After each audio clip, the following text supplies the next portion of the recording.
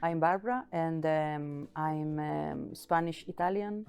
I'm Julia's mom, and we've been doing these workshops with mother tongues since 2 years ago, since Julia was around 3.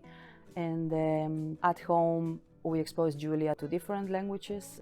Our minority languages are Spanish, Italian, and Galician, and she's also learning English and Irish from school, community, and her dad.